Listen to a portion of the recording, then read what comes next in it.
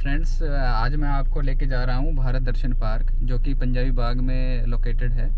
इसका अभी रिसेंटली ही इनॉग्रेशन किया है हमारे जो होम मिनिस्टर हैं श्री अमित शाह जी ने 25 दिसंबर 2021, जो कि हमारे former prime minister Shri Atal Bihari Vajpayee ji, Bharat Ratna, उनकी बर्थ एनिवर्सरी पे इस पार्क का इनॉग्रेशन किया गया। ये पार्क इसलिए खास है क्योंकि ये पूरा का पूरा वेस्ट मटेरियल से बना हुआ है। इसमें करीबन 350 metric ton scrap material use हुआ है। और इस पार्क में ये इसलिए भी खास है क्योंकि जो इंडिया के ऐतिहासिक जो धरोहर्स हैं, जो हिस्टोरिकल मॉन्यूमेंट्स हैं, उसमें 21 हिस्टोरिकल मॉन्यूमेंट्स की रेप्लिकास को बनाया गया है इस स्क्रैप मटेरियल को यूज़ करके। तो चलो दोस्तों, विदाउट वेस्टिंग एनी टाइम अभी चलते हैं हम भारत दर्शन पार्क की तरफ।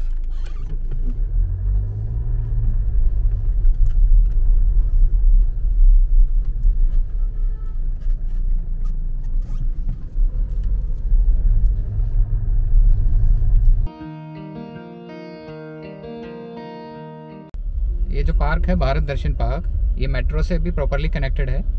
अगर आप ग्रीन लाइन से आ रहे हैं तो नियरेस्ट मेट्रो स्टेशन है पंजाबी बाग मेट्रो स्टेशन। वहाँ से अराउंड 15 to 20 मिनट्स के वॉकिंग डिस्टेंस पे आप वहाँ से ई रिक्शा भी पकड़ सकते हैं। और अगर आप पिंक लाइन से आ रहे हैं तो पिंक लाइन में जो नियरेस्ट मेट्रो स्टेशन है वो है पंजाबी बाग वेस्ट मेट्रो स्टेशन। वहाँ से अराउंड 10 मिनट्स के वॉकिंग डिस्टेंस पे ये पार्क है। ये जो पार्क है ये अराउंड 8.5 एकड़ में फैला हुआ है और इसके जो एक्सपेंडिचर, जो इस पे लागत आई है बनाने में, अराउंड 14 करोड़ से।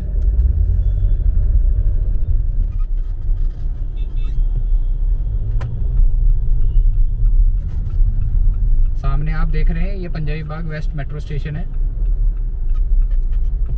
यहाँ से सिर्फ 10 मिनट्स का वॉकिंग डिस्टेंस है भारत दर्शन पार्क के लिए। और अगर आप ब्रिटानिया की तरफ से आ रहे हैं तो ये जो फ्लाईओवर है, इस फ्लाईओवर से आपको नीचे उतर जाना है। उतरने के करीब 300 मीटर पे भारत दर्शन पार्क है। ये है भारत दर्शन पार्क लेफ्ट साइड में।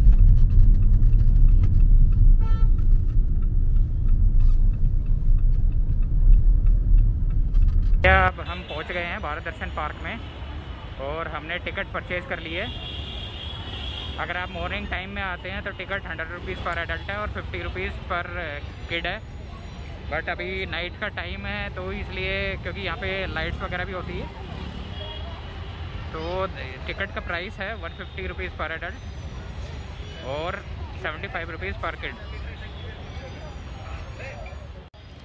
So the first replica is Tawang Gate. It is also the entry gate of the Bharat Darshan Park. Tawang Gate is a high altitude mountain pass located on the border between the Tawang and West Kaméng districts in the Indian state of Arunachal Pradesh. It has an elevation of 4170 meter and connects the Indian Buddhist town of Tawang to Dirang and Guwahati.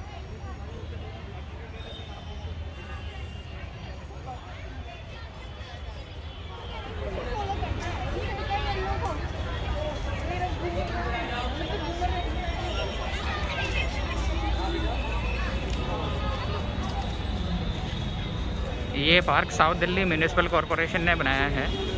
इनका जो एक पहले park था वो waste to wonder park सराय काले खां में है, वो भी काफ़ी फेमस हुआ था। उसी की तर्ज पे इन्होंने स्क्रैप मटेरियल्स को यूज़ करके ये जो हमारे हिस्टोरिकल मॉन्यूमेंट्स हैं, ऑल ओवर इंडिया के जो फेमस मॉन्यूमेंट्स हैं, उसको बनाया गया, उसकी रेप्लिकास को बनाया गया है, जिसमें 350 मीट्रिक टन स्क्रैप का यूज़ हुआ है। जो सामने आप रेप्लिका देख रहे हैं ये है गेटवे ऑफ इंडिया, जो कि मुंबई में है। जो गेटवे ऑफ इंडिया है, it is an early 20th century iconic landmark built to celebrate and honour the visit of King George V and Queen Mary to India in 1911। The uniqueness of the structure is its grand arch designed in Muslim architectural style. Today it is Mumbai's one of the top tourist attraction.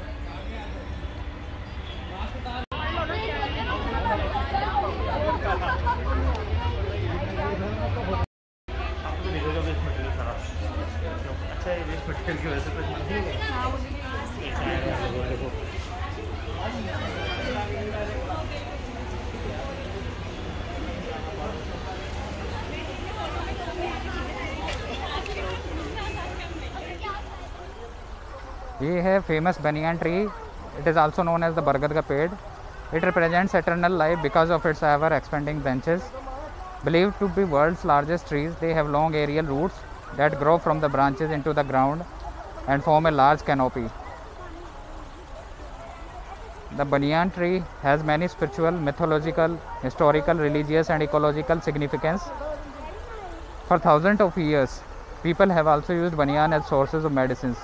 Tourists flock to places like Kabirwad in Gujarat, the Botanical Garden in Kolkata, Odisha and many other sites to see this divine beauty.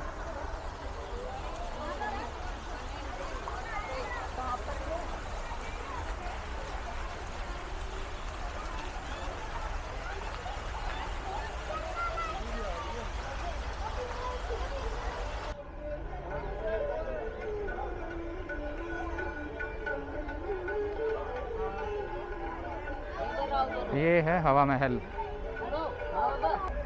It is a history of over 200 years. Jaipur's most iconic monument and landmark, the Hawa Mahal or the Palace of Winds.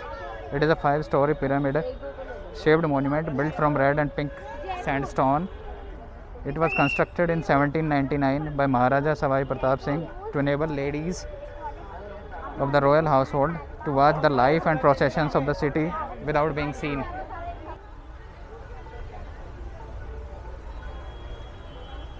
अभी हम पहुंच गए हैं Gol Gumbaz. It is a masterpiece of noble Islamic architecture. Gol Gumbaz is one of the largest domes in India built in the 17th century. The ravishing monument is the tomb of King Adil Shah. One of the striking features of Gol Gumbaz is its central dome that stands without any pillar support. The simple yet charming Gol Gumbaz is also known as the Whispering Gallery, as the uniqueness of its design amplifies any sound or whisper. This Gol Gumbaz is situated in Karnataka. Now we have reached the replica of Qutub Minar. Qutub Minar is a soaring 73-meter high tower of victory built in 1193 by Qutbuddin Aibak. It is a UNESCO World Heritage Site in the Mehrauli area of South Delhi.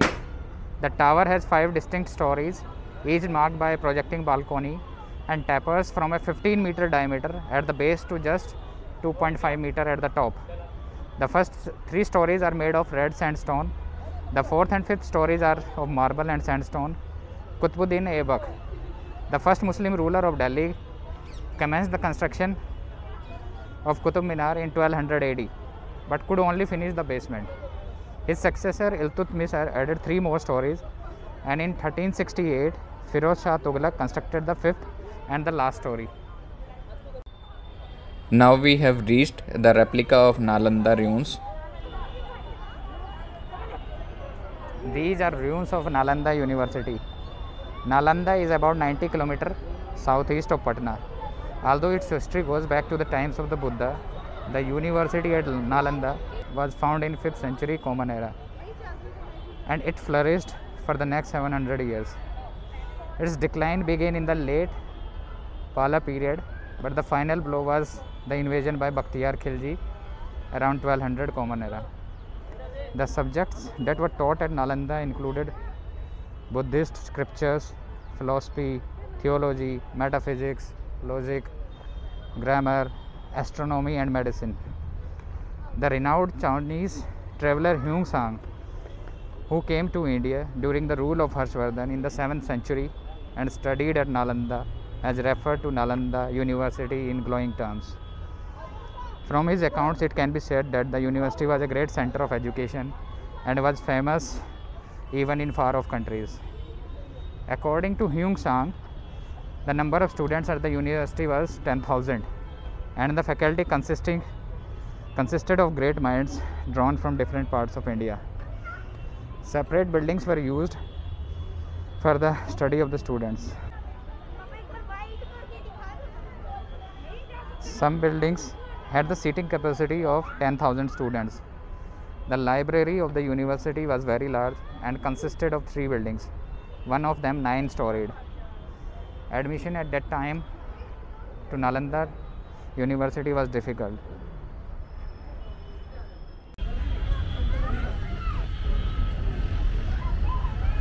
Guys, this is the end of the part 1. If you have liked my video, please like, share and subscribe my channel Lalit Solanki the Nature Lover.